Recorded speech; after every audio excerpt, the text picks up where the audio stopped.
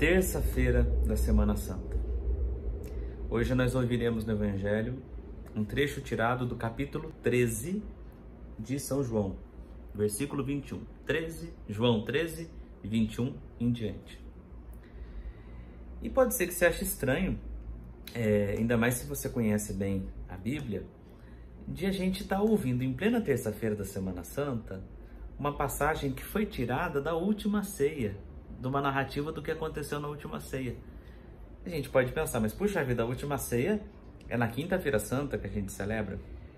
Por que hoje, na terça-feira, está aparecendo um trecho de lá, né? Bom, a gente não está na Semana Santa vivendo cronologicamente. Nunca foi uma pretensão da igreja fazer com que a gente viva na liturgia as coisas assim, exatamente na ordem que aconteceram. A intenção é outra. A intenção é fazer a gente refletir sobre temas fundamentais, ainda mais nessa Semana Santa. Todos os evangelhos estão relacionados à paixão, morte e ressurreição de Jesus, mas o que determinou a organização deles é a temática. Então veja, domingo de Ramos nós refletimos sobre a expectativa que se criou em torno da figura de Jesus. Imaginavam que ele fosse ser um líder, etc. Aquilo tudo que a gente já falou, né? Na segunda-feira nós vimos o que a pregação e a missão de Jesus resultou em uma comunidade de irmãos que se sentam à mesa com ele, representados pelas figuras de Marta, Maria e Lázaro, evangelho de ontem. E hoje aparece uma outra situação que esta família de Jesus, que é a igreja, vai vir a se encontrar cedo ou tarde. Forçosamente a gente se depara com essa realidade, que é a realidade da perseguição, a realidade da incompreensão, a crítica. Quem se dispõe a seguir Jesus Cristo tem que ter claro que isso, cedo ou tarde, chega na gente. Quem quer ser discípulo dele tem que tomar a cruz e seguir. Aliás, é até meio que um bom sintoma se a gente está no caminho certo. É se estão dando pedrada na gente ou não, né? Então, vamos em frente. A cena é a da última ceia e Jesus dá uma notícia aos seus discípulos que faz perturbar o ambiente. Um de vocês vai me trair. E é curioso que diante dessa afirmação todo mundo, é claro, fica espantado. Mas como assim? Como é que alguém vai trair o mestre? Como é que ninguém está sabendo disso? Pedro, cabeça do grupo. O evangelho fala que ele estava longe de Jesus. Então pede para o discípulo a quem Jesus amava, que estava mais perto dele, para que o discípulo então pergunte quem é que iria trair Jesus. Aqui eu abro um parênteses. Quem que é o discípulo que Jesus amava? O texto não fala. Todas as vezes que aparece o discípulo a quem Jesus amava, não fala o nome do fulano. E isso tem um motivo teológico. É claro que, por tradição, a gente diz, o discípulo a quem Jesus amava era João, evangelista. Mas a Bíblia não fala isso. Qual é a razão teológica que está por detrás dessa omissão do nome do discípulo a quem Jesus amava? Para nos fazer pensar, né? Quem é o discípulo a quem Jesus ama?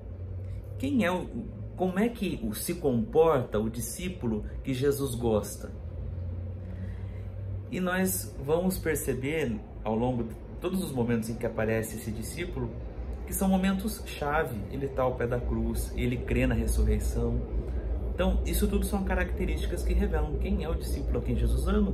E eu, você, somos chamados a ser esse discípulo, essa discípula, né? Então, voltando, fechando parênteses agora, Pedro está longe de Jesus e pede para o discípulo que está perto de Jesus. Aí é uma boa característica do discípulo a quem Jesus ama, estar perto do mestre.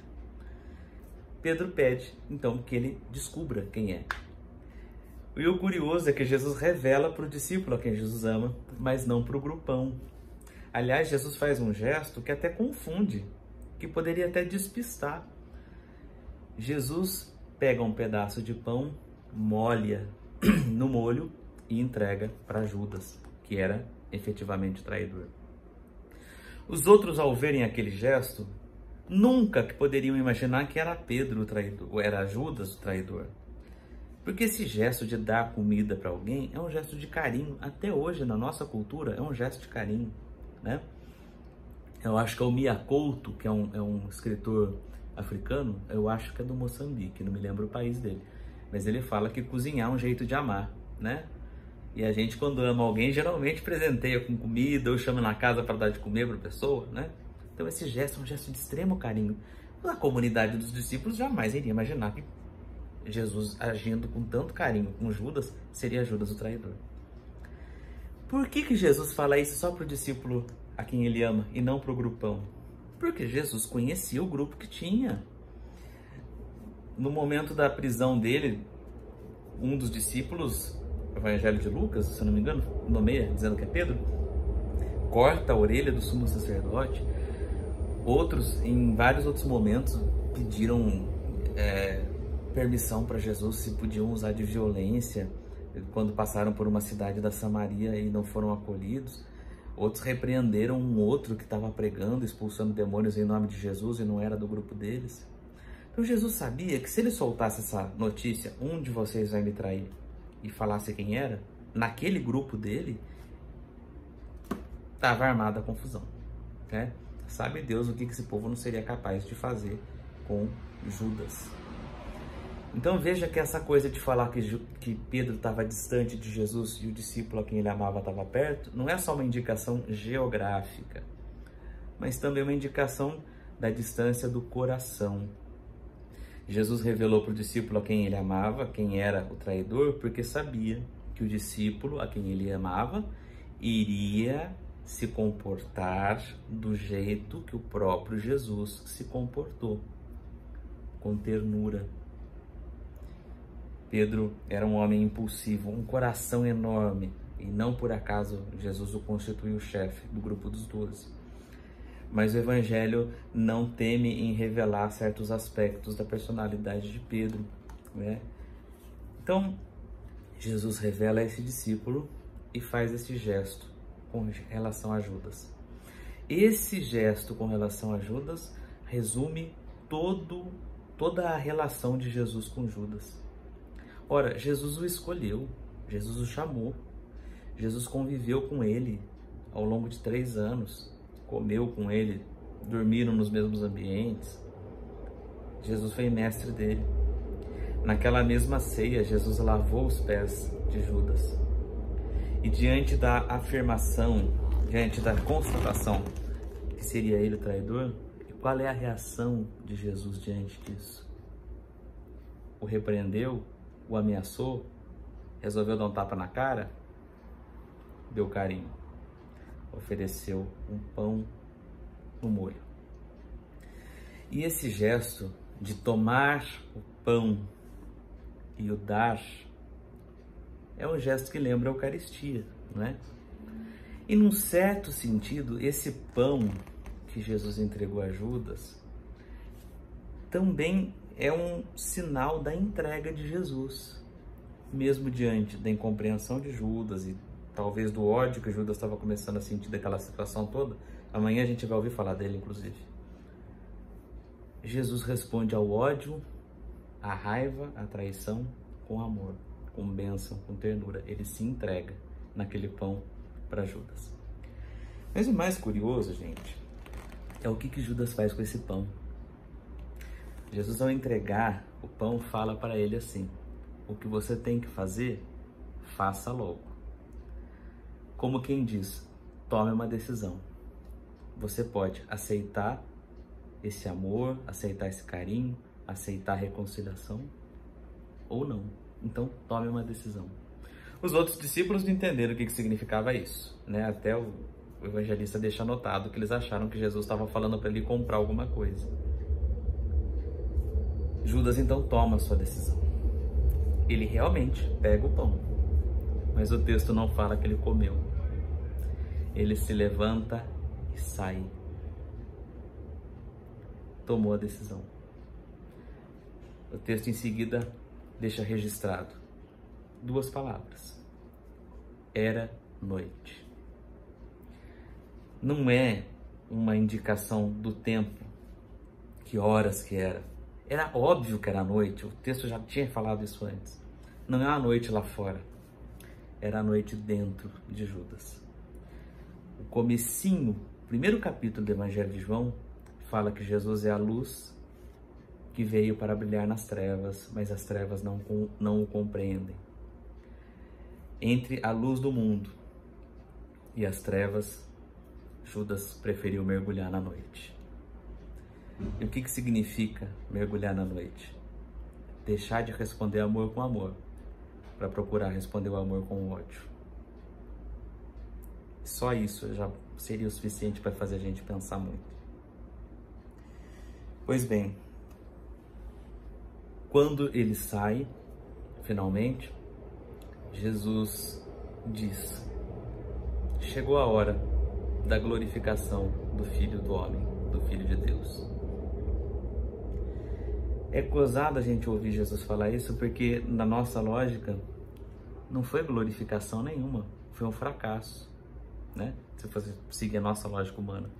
Jesus tentou salvar a Judas até o último instante. Como que isso pode ser glorificação? Isso foi um fracasso. Mas isso é para a nossa lógica muito pequena. Glória de Deus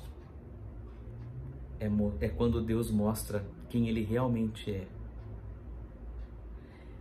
Essa atitude de Jesus mostrou aos seus discípulos quem Deus realmente é.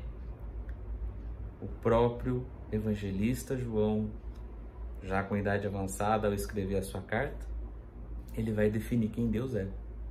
Deus é amor.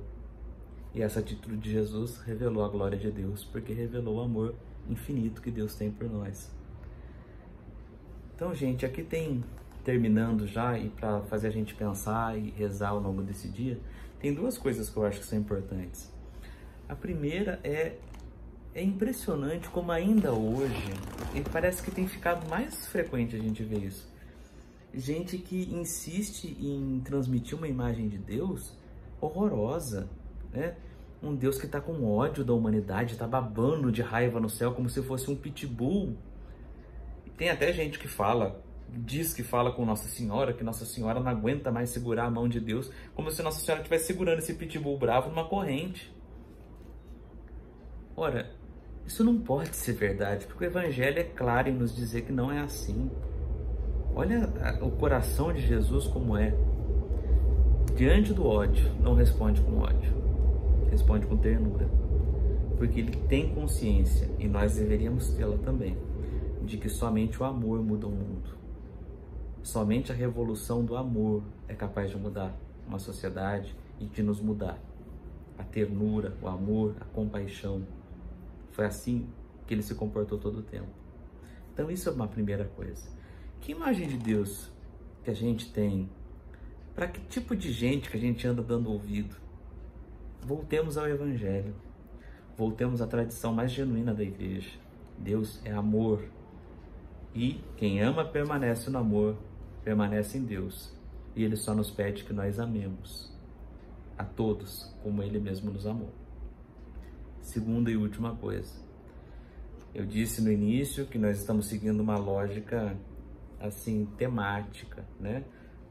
No domingo foi um tema, segunda outro tema, e hoje eu disse que seria o tema de como temos que lidar com aquilo que a igreja sempre vai ter que lidar, que é a perseguição e a incompreensão. Diante da perseguição e da incompreensão de um dos seus próprios discípulos, como Jesus reagiu? Não pagou o ódio com ódio. Nós, como lidamos com a perseguição, com as pedradas que levamos dos outros?